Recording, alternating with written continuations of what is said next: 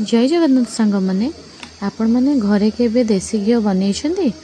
मुझा ट्राए कली प्रथम थर माने मु भाभी नी एत घी बाहर मुझे एक्चुअली ग्राइंडिंग करके फ्रिज रे रखी देती तापर मुंडा है लहुणीटा ही करेई देली आ देखु एत घी बाहर माने मो दिल खुश हो गला कहले चले आ तो शीत दिन जानते सर क्षीर लहुणी अंश अधिक थाए तो प्राय समस्त घरे ये शीत दिन में अधिक घी मारती आपण मैंने कौन एमती घी बाहर करती ना आउ किसी अलग प्रोसेस रे बाहर करती मत कमेंट रे जनइबे मु जो घी बाहर करी जो प्रणाली रे सेटा एक्चुअली ठीक है कि आउ को मेथड रे करथिले भल होता मत जनइबे आ देखंतु केते सारा घी बाहरला कौ मानक